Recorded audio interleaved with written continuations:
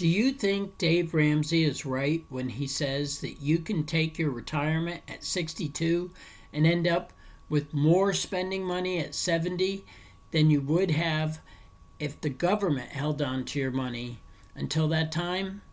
Stick with me to the end of this video and I will prove Dave's theory to be correct.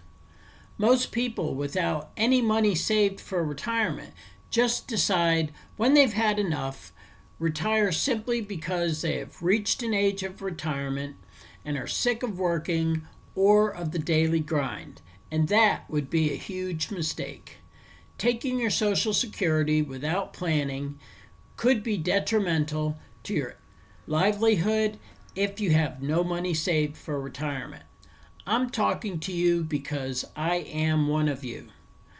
I have very little saved, almost nothing really, but I am not discouraged and neither should you. Part 3 of this budgeting series will mainly focus on those of you with little or no debts and little or no savings for retirement. Together we will explore the best and quickest ways to change that and still retire with some savings or investments and not retire broke. I'm 59 and my plan is to be debt-free and have a small chunk of change when I fully retire.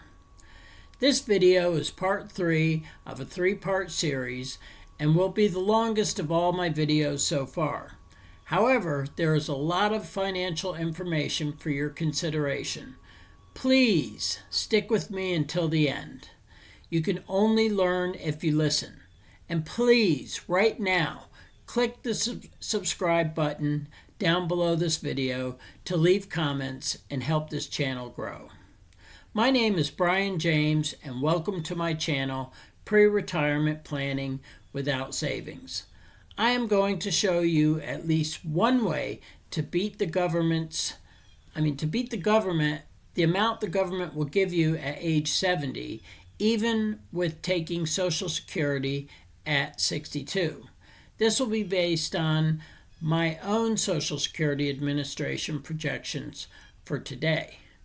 Rebecca Holland wrote an article titled, "Nearly 1 in 4 Americans over 50 are delaying retirement over concerns about money. Here's what's worrying them," on Yahoo Finance Moneywise. In it, she says that 23% of pre-retirees over 50 are considering delaying their retirement because of economic uncertainties, and that's about 14% higher than a year ago. Even if you're planning on retiring today, it's not too late to change your retirement plans, go back to work, and put this plan into action. Hold off on fully retiring for a few more years, as much as 8 or 9. Vishesh Raisinghani wrote an article on Yahoo Finance Moneywise where Dave Ramsey once warned that Social Security in America is a mathematical disaster. He said that people should retire at 62 because they can invest the money in an index fund and get a higher rate of return than if they waited until they're 70 years old, and near the end of the video I can prove that it is true. So hold on to your seat and stay with me to the end. You won't regret it. But my plan has 3 phases to be completed. Since my budgeting videos are divided into 3 parts, then we will refer to these as phases. And a phase is described by Google as a distinct period or stage in a series of events or a process of change or development, which is what we're doing and what we're planning on here. As some wise person once said, failing to plan is planning to fail. So we better get to planning.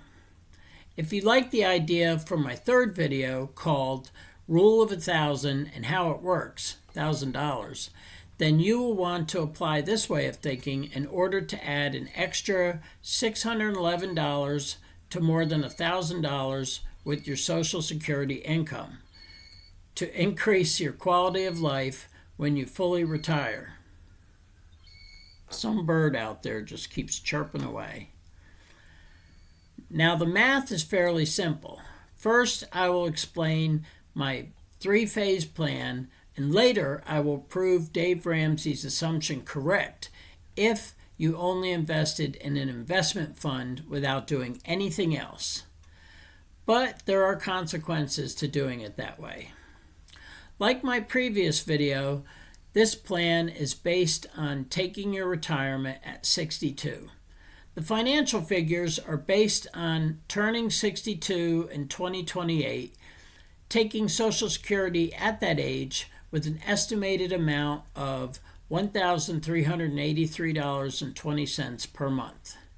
So continuing with the rule of $1,000, which states that you need $240,000 saved for every $1,000 in extra income per month.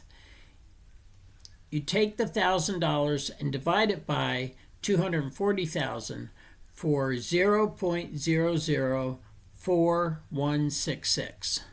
Then you multiply 149,385.60. That's the income that I'm projecting one could save between 62 and 70 from your Social Security in a no-interest bank account by 0.004166 for a total of $622.34 extra per month. If the government starts reducing our Social Security by the year 2033 and benefits are to be reduced by a projected amount of 25%, then we could be looking at a loss of $345.80 per month. But with this strategy of mine, you could be giving yourself that money back plus some by age 70. Although it will really depend on how you set up your investments, meaning how safe or risky they are between the ages of 62 and 70. But using the math I described a moment ago, you could be putting back $466.75 by the age of 70, giving you $1,504.16 before Medicare is deducted. 1 Peter 5:7 NLT. Give all your worries and cares to God, for He cares about what happens to you. So here it is. Phase 1 of this plan is to apply for and take your Social Security when you turn 62. Now, I've read that you actually won't get your first payment until the first month after your birthday, if you applied early enough, which is 4 months before your birthday, according to Google anyway. Anyway, phase 1 of this plan involves taking your first Social Security check and opening a high-yield savings account separate from your regular bank checking account. If you have no money saved for emergencies, then we need to fix that first. At least the first 3 Social Security checks should be deposited into this high-yield savings account. Then don't touch it and let the interest start building up on the account for you. Then the remaining Social Security checks can go into a Roth IRA account. Find yourself a financial advisor to help you plan for that when the time comes. If you didn't take Social Security at 62, continued to work, and just took it at 70, with the 25% reduction, then you'd have somewhere in the ballpark of $1,760 per month to live off of. But you would still likely have a ton of debts, a mortgage, and still likely have no money saved for emergencies. You'd still feel like you're drowning in a sea of debt, and you wouldn't have peace of mind. I think this is why people continue to work past the age of 70 who are worrying about inflation or recession.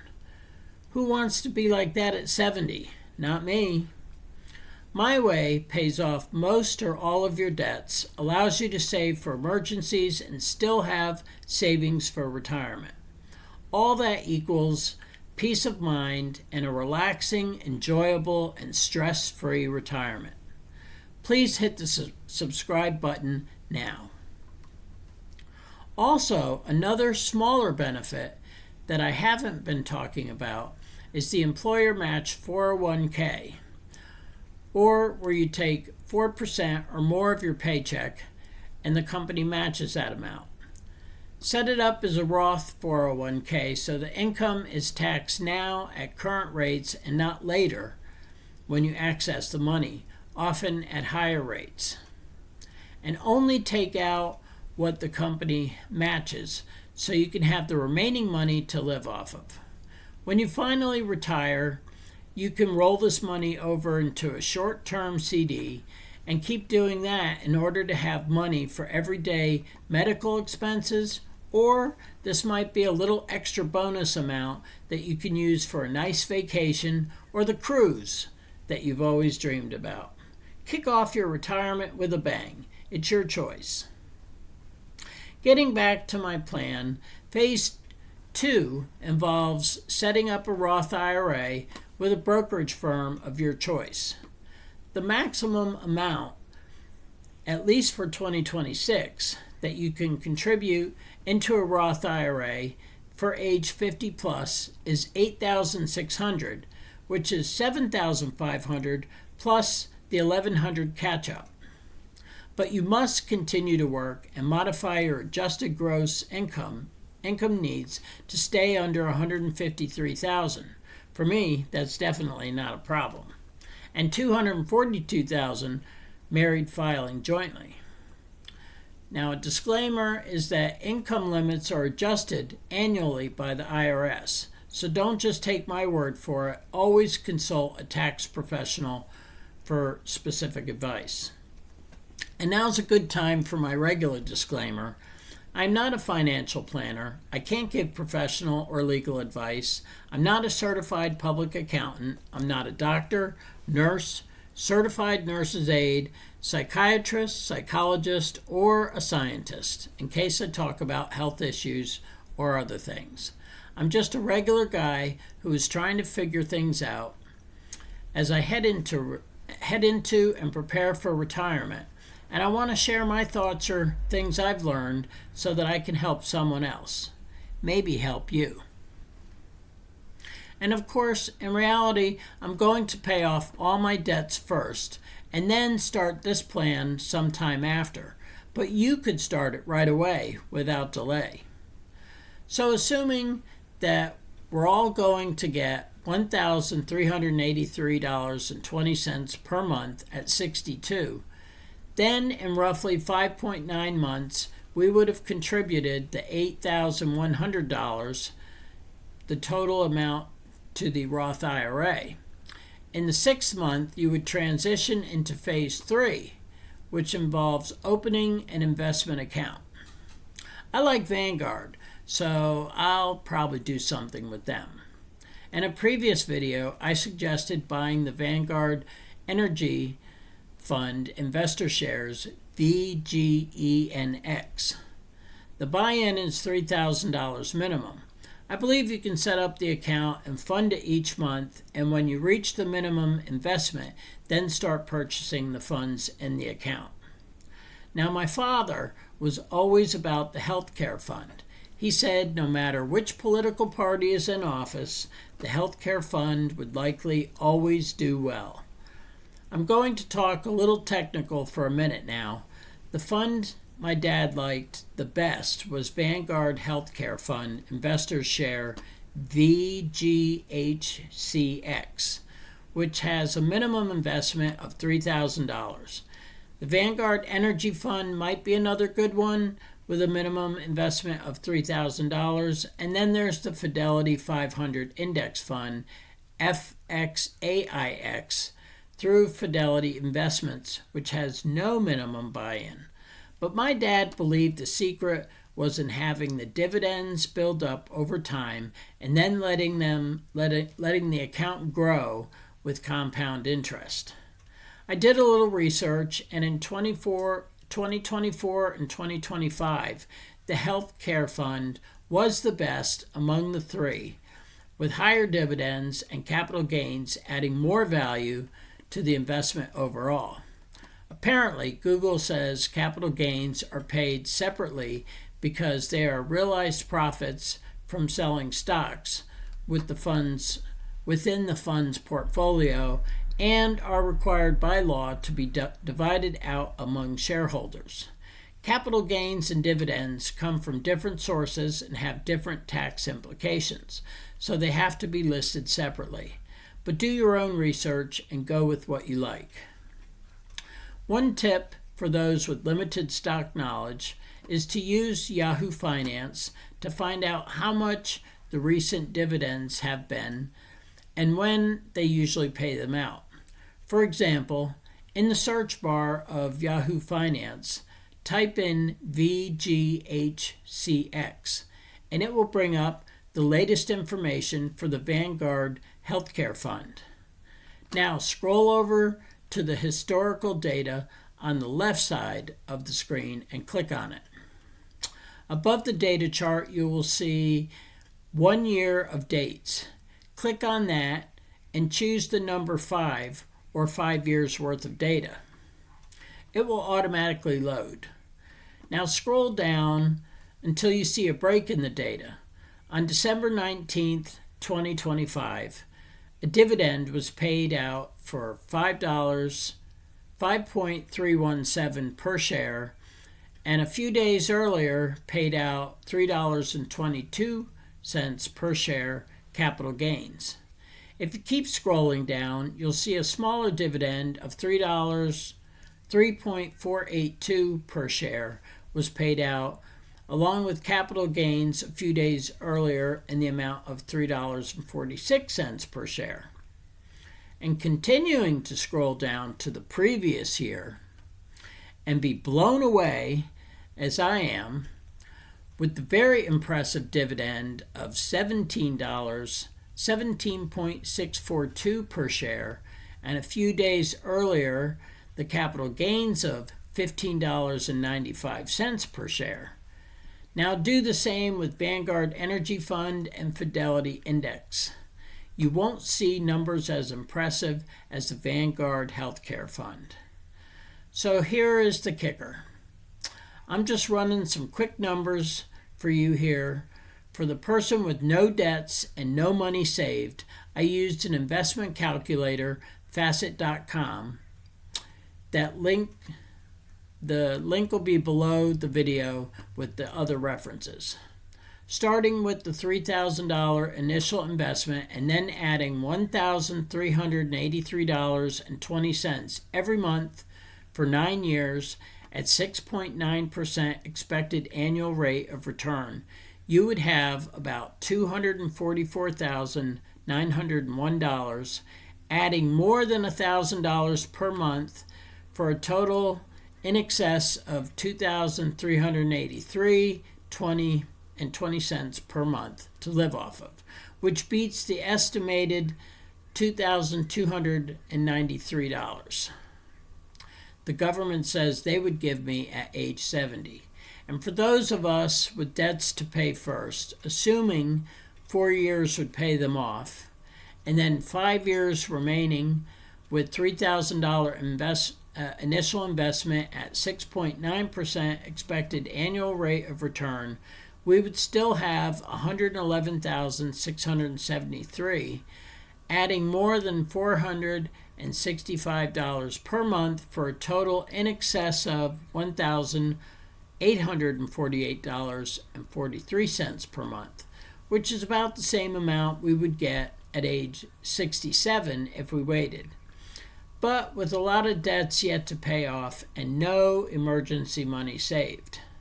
But the best part about these calculations is that they fail to add in the dividends and the capital gains, which could boost these calculations exponentially. So to recap, Phase 1 involves taking your Social Security at 62. If in 2028, like I'm planning, then you should get around $1,383.20 per month. You will take the first 3 checks and deposit them into a high-yield savings account for your emergency fund, not associated with the institution that you bank with. I would suggest looking into Discover Bank, American Express, or Capital One to open an account with. you could just transfer the full amount from your checking to the high yield savings yourself. This will be the beginning of your emergency fund. Then every month after that, will build on compound interest. Then phase 2 involves taking the next 5.9 checks or so and putting them in a Roth IRA up to the maximum of $8,100 or whatever the maximum is at that time. Don't go over the maximum because the IRS will tax you 6% or maybe more at that time of the overage every year until you get it back under the maximum allowed. Your financial advisor can tell you more about it. Then phase 3 involves taking all of the remaining money, setting up an account with your favorite brokerage, and investing the money in a good growth fund with high dividends, high capital gains, and a good track record of compound interest. But you have to stay vigilant and each year devote the first several checks to maximizing the Roth IRA and then putting the rest of the money into your brokerage account. Some of you will be tempted to take a portion of that Social Security to live off of until you fully retire. But remember, if you do that, your results will be smaller and you might not save enough money to make a big difference in the end. And while you're working longer, you can try to do other things in the meantime to save more money, like selling your house and downsizing to something more appropriate for a single individual or married couple with less money going to repairs and maintenance, perhaps, and hopefully a house or manufactured home paid in full with no mortgage. Having saved no money so far doesn't mean you can't try to make up for it in the end. 1 Peter 5:10 NLT.